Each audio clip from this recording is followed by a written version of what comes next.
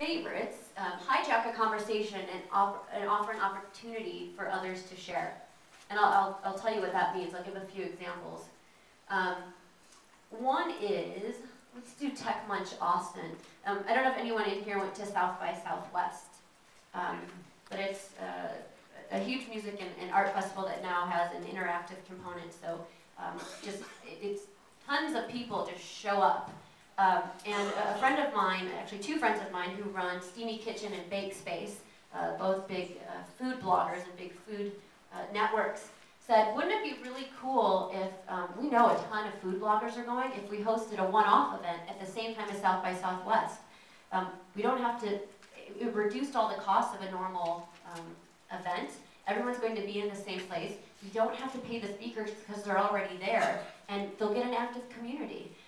So they hosted a very successful all-day event simultaneous with South by Southwest, and had speakers that were already there for South by Southwest come and speak to their audience.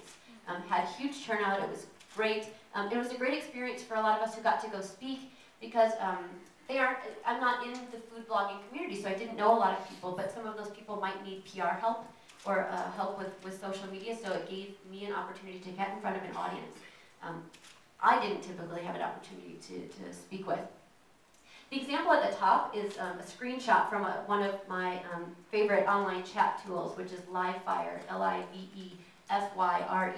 And this was taken the day of the announcement of the iPad.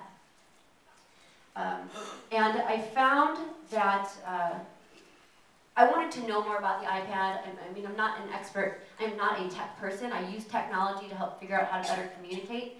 And I tried joining in on some communities, like on Twit and TechCrunch, where people had hundreds of thousands, if not more, viewers and participants joining in. And I'd go to look in that chat room to find someone to respond to, and it was moving so darn fast, I could not contribute. I could barely learn. The numbers were impressive. I mean, good for them, way to go. So I went back to another platform, Twitter, and said, if anyone's interested in just talking about the iPad launch with me, I'm going to go host it over here at this other platform. You can join me there, and we'll have a private conversation. And one of the most important things that I've learned is it's not always about being the loudest. So iPad had this huge launch, hundreds of thousands of viewers, other places. You know what? 100 or 150 people came over to this other platform and just chatted with me. We chatted about what we thought it could be used for. There were some actual techie people who came in as well to offer their insight. We had fun guessing what we thought the name would be. Then we had fun making fun of the name once it was announced.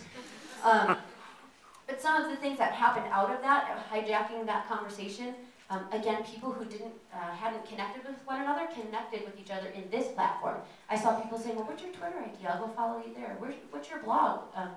Do you talk about tech a lot? People were building their own mini network, having there and then finding a new place to connect afterwards. Okay, I already talked about that stuff. But I also wanted to say, oh, I can't go back. Sorry, ignore this. Look here. Another way to, oh no, I do talk about this. I'm a liar. Okay, so meet a need in an innovative way. I, of course, am a PR person. I'm fascinated by journalism. I'm fascinated by the emergence of online communications, especially what that means for the rise of blogging and bloggers and microblogging. And about 2 years ago, remember I said I ask a lot of questions online? Well, I was asking journalists and PR people, how are you using these tools? What's changed for you? What's different? What do you think about this hot topic today? What about the fact that social media itself is newsworthy? And I found I wasn't the only person asking those questions.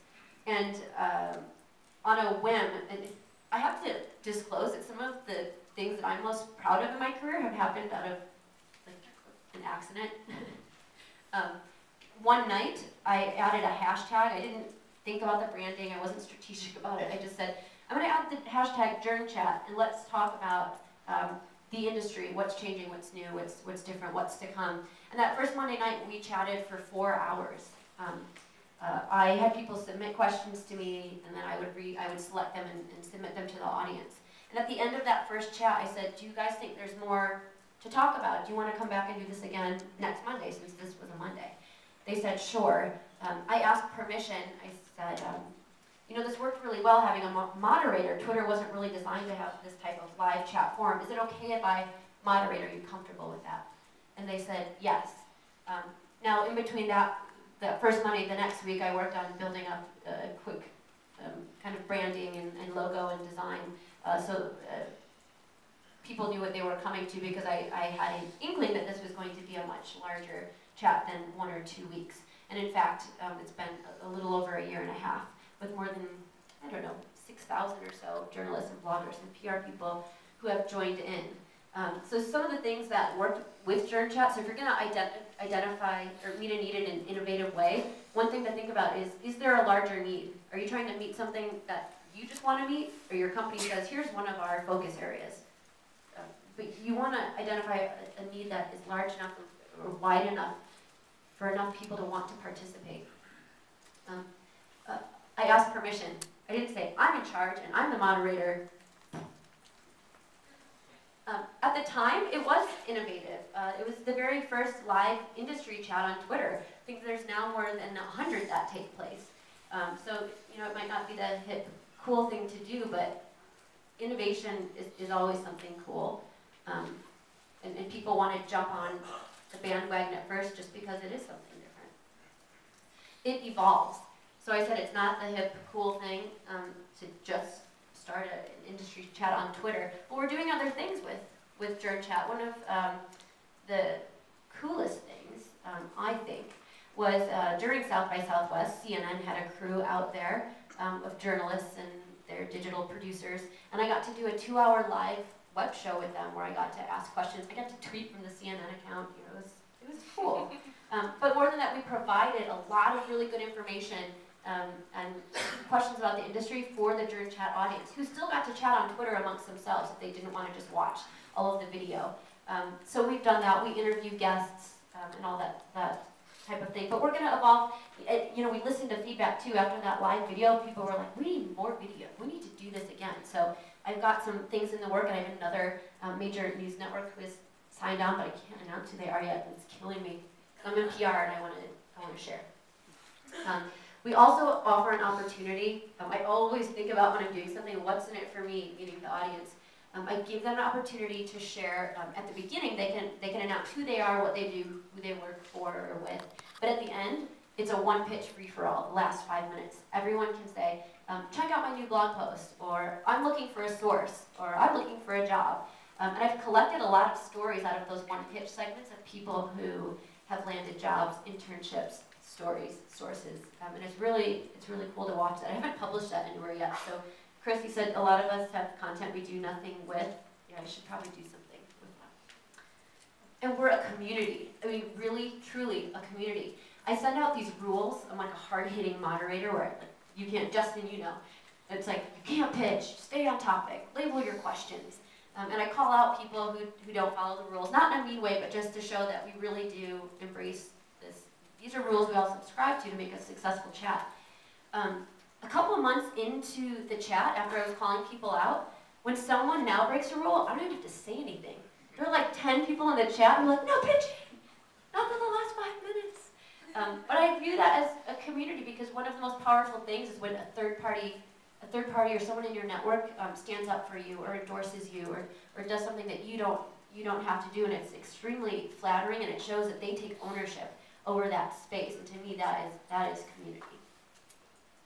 I already talked about JournChat Live. So Shauna, great example of this, generate a lot of quality content.